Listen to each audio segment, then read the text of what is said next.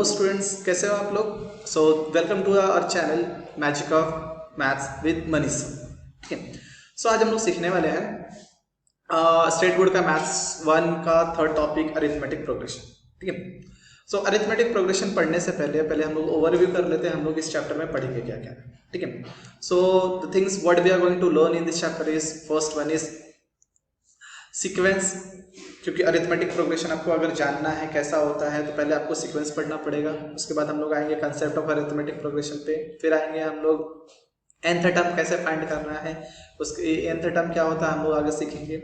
उसके बाद last topic आपका है क्या है, sum of n terms of n। ठीक है, तो ये इतना हमें आपको इस चैप्टर में हम लोग पढ़ने वाले। ठीक है, so without wasting our time let's move to the first topic, that is sequence. तो सीक्वेंस बेसिकली है क्या, तो सीक्वेंस का देखोगे आप यहाँ पे मैंने डेफिनेशन लिख के रखा है, क्या है, a set of number where the numbers are arranged in definite order according to some rule. यहाँ पे थोड़ा सा मिस्टेक हो गया है, this is order in a definite order according to some rule. ठीक है, तो हमें क्या दिया रहेगा, कुछ तो नंबर का एक सीरीज दिया रहेगा, सेट दिया रहेगा, बट उस सेट में क्या होगा, लॉजिक्स होंगे, डिफरेंट रूल्स रहेगा। ठीक है, सब जगह पे अलग अलग रहेगा, जरूरी नहीं कि सब सेम लॉजिक रहे। फॉर एग्जांपल अगर हम कंसिडर करते हैं, for example if we are considering 1 2 3 4 dot dot dot dot. दूसरा एग्जांपल हम कंसिडर करते हैं, this is 2 4 6 8 dot dot dot dot dot. तो यहाँ से हमने क्या सीखा, देखिए हमने फर्स्ट एग्जांपल में क्या है 1 2 3 4, ये क्या लॉजिक है, इसमें लॉजिक नहीं, this the set of a natural number.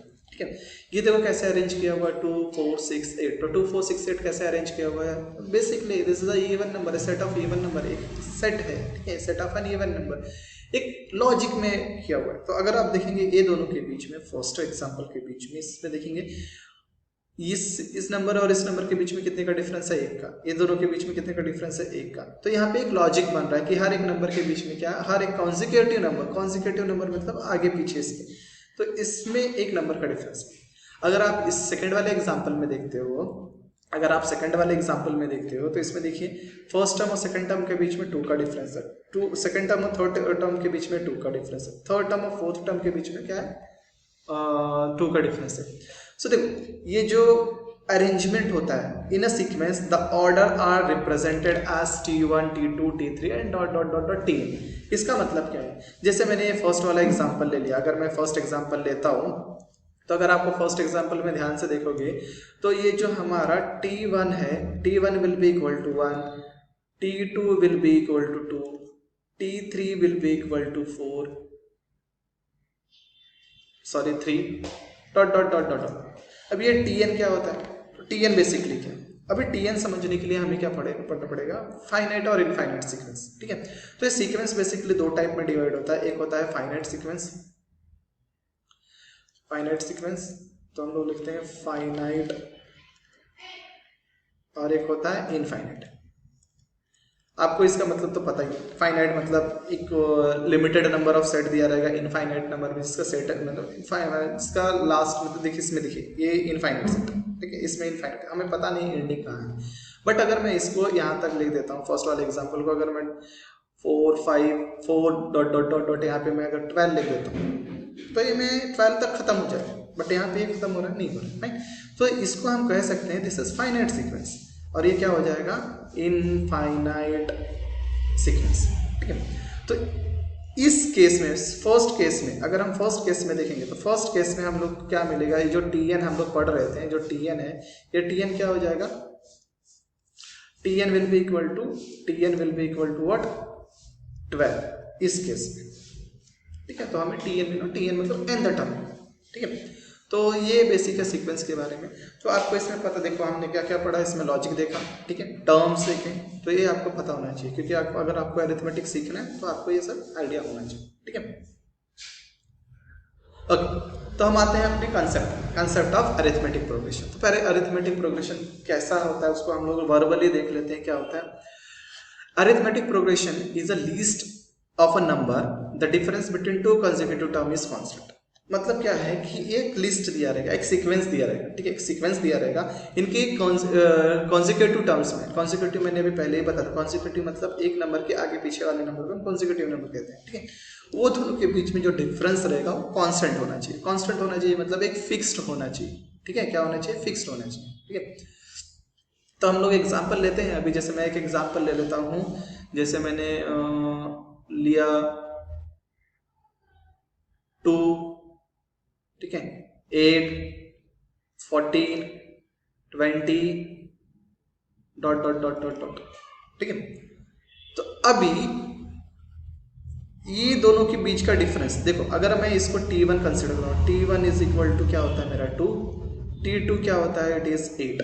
So if I am taking a difference between this two terms, T2 minus T1, so T2 minus T1 will be equal to 8 minus 2, कितना हो जाएगा? 6, ठीक है। तो अगर हम लोगों ने ऐसे ही दूसरा एग्जाम्पल भी कंसिडर किया, for example this is my T3, तो T3 minus T2, T3 is nothing but 14, 14 minus 8, it will be getting a 6, ठीक है। तो यहाँ पे देखो क्या मिल रहा है कि दोनों के हर कॉन्सिक्यूटिव नंबर के बीच में हमें एक फिक्स्ड नंबर मिला है, कांस्टेंट टर्म मिल रहा है। तो अगर ऐसा सीरीज होता है तो इस सीरीज को हम क्या करेंगे? AP, this series in arithmetic progression, ठीक है। Next, if the difference between two consecutive term is constant then it is called as common difference. तो ये जो कांस्टेंट है, ये जो कांस्टेंट है, इसको हम कहते हैं, ये जो कांस्टेंट होता है इसको हम कहते हैं common difference and it is denoted by letter D. Common difference and it is denoted by D, is generally denoted by letter D.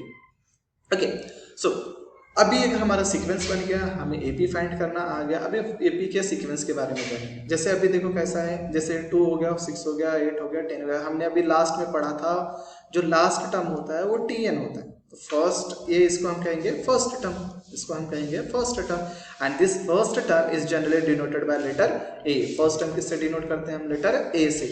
और कॉमन डिफरेंस किससे डिनोट करते हैं हम लोग? लेटर डी से, ठीक है। तो आपको अभी क्या क्या समझ में आया कि हमने कॉमन डिफरेंस निकाला। कॉमन डिफरेंस कैसे निकालेंगे? सेकेंड टर्म को हम लोग प्रीवियस टर्म से, मतलब एक टर्म को प्रीवियस टर्म से सब्ट्रैक्ट करेंगे, हर एक टर्म को प्रीवियस टर्म से सब्ट्रैक्ट करेंगे तो we will get a constant. अगर कांस्टेंट आता है तो वो, अगर कॉमन डिफरेंस सेम आ रहा है तो वो एपी होगा, एल्स वो एपी नहीं। सिंपल सा, ठीक है। तो अगर आपको पूछा है क्वेश्चन में weather given sequence is in AP और नॉट, तो आपको सिंपली क्या करना है कि ये सीक्वेंस दिखाना है, आपको सब्ट्रैक्ट करके दिखाना है। T2 माइनस T1 मतलब प्रीवियस टर्म से आपको माइनस करना है। अगर सब डिफरेंस कांस्टेंट आता है तो वो हो जाएगा एपी। ओके, आई होप सबको समझ में आया रहेगा। अगर नहीं समझ में आएगा थोड़ा सा पॉज करो, थोड़ा सा देख लो मैंने इसमें क्या क्या लिखा हुआ है, विल अंडरस्टैंड, ठीक है। नेक्स्ट है एन टर्म, ठीक है। तो N term of an AP is given by Tn is equal to a plus n minus 1d। अभी ये Tn is equal to a plus n minus 1d basically क्या है, ठीक है। एन टर्म क्या होता है? सॉरी, जैसे अभी मैंने सीक्वेंस लिख लिया 2, 4, 6, 8 dot dot dot dot dot dot, ठीक है। तो इस क्वेश्चन में अगर आप ध्यान से देखोगे, अगर मैं कहता हूं मेरा first term that is T1 is equal to 2, T2 is equal to 4, T3 is equal to 6, T4 is equal to 8, मैं कहता हूं कि आप मुझे T20 फाइंड करके दिखाओ। तो आप ऐसा T5, T6, T7, T8, T9, T10 ऐसा नहीं लिखोगे। कैसा लिखोगे? ये फॉर्मूला यूज करोगे। सिंपल, क्या करना है? ये फॉर्मूला यूज करना है। फॉर एग्जांपल जैसे मैं एग्जांपल करके दिखाता हूँ, हम ये फॉर्मूला लिखेंगे।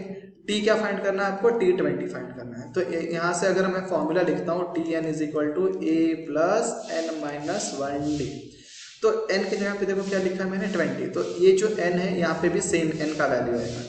तो हमारा फर्स्ट टर्म क्या है? a कितना आया हमारा? 2 प्लस n का वैल्यू हमने कंपेयर करके निकाला 20 माइनस 1, और d का वैल्यू हमारा क्या आ जाएगा? कॉमन डिफरेंस अभी हमें फाइंड करना है। हमने d तो फाइंड ही नहीं किया, तो हम d पहले फाइंड कर लेंगे। तो d is equal to nothing but what? T2 minus T1। तो देखो 4 माइनस 2 कितना हो गया? 2। सिमिलरली अगर मैं एक और ट्राई करता हूँ T3 minus T2, so it will be 6 minus 4, ये कितना हो जाएगा? 2, ठीक है। तो ये आपको क्या हो जाएगा? कॉमन डिफरेंस देखो सेम आ रहा है, तो मेरा कॉमन डिफरेंस भी कितना हो जाएगा? 2 हो जाएगा। तो T20 will be equal to 2 plus 20 minus 1 is 19 और इंटू 2, तो इट विल बी 2 प्लस ये कितना हो जाएगा?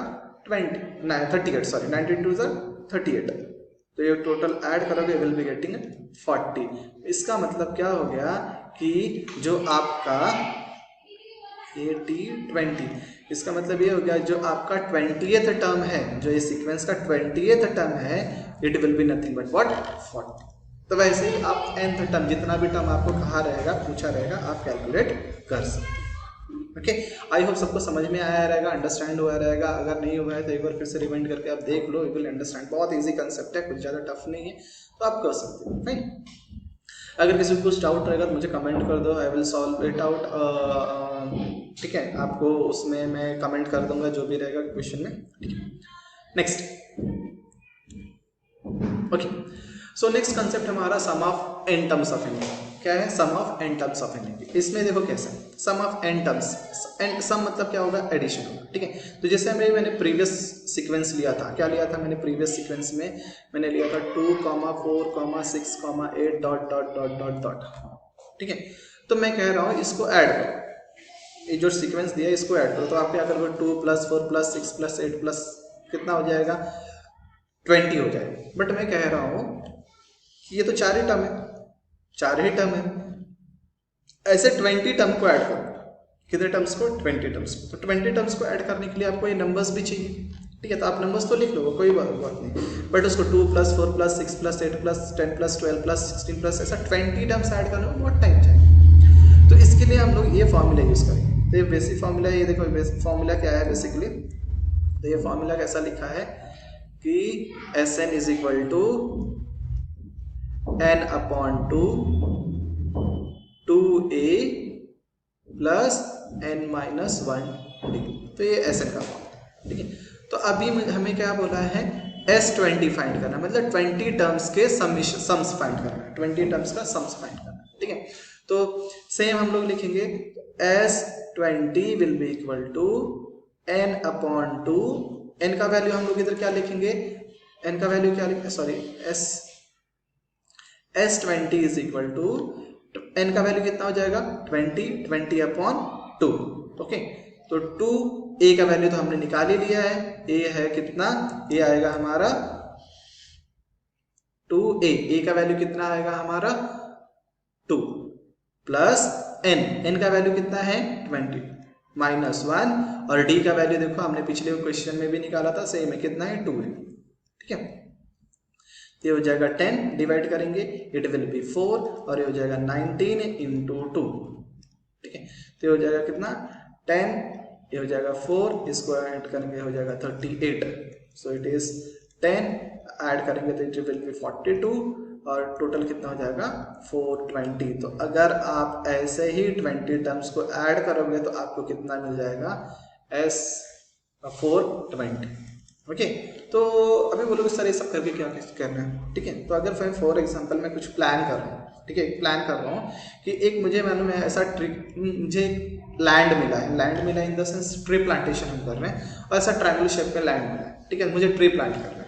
ठीक है, तो ट्री प्लांट करना है, अगर मुझे ट्री प्लांट करना है, और लोग ऐसा है कि मैं इसमें फर्स्ट वाले अभी देखो इसको मैं कैसे मैं ट्री प्लांट करूँगा। ठीक है, मैं एक रो है, दूसरे रो में 2 प्लांट कर रहा हूँ, तीसरे रो में 3 प्लांट कर रहा हूँ, चौथे रो में 4 प्लांट कर रहा हूँ, ऐसे मेरे पास में 21 रोज हो रहा है, 21 रोज हो रहा है। तो मुझे टोटल कितना क्या कहते हैं ट्री सैम्पलिंग्स लगे, ट्री का सैम्पलिंग लगे। ठीक है, तो आप अगर ध्यान से देखोगे ये दोनों के बीच में कितने का डिफरेंस आ रहा है, 1 का। हर एक रो में एक ट्रीज बढ़ रहे, और आपके पास में कितना रोज है 20। तो आप ये फॉर्मूला यूज करके, एप्लीकेशन है इसका, एप्लीकेशन है, आप ये फॉर्मूला यूज करके आपको पता चल सकता है कि आपको टोटल कितना सैम्पलिंग्स लगेगा।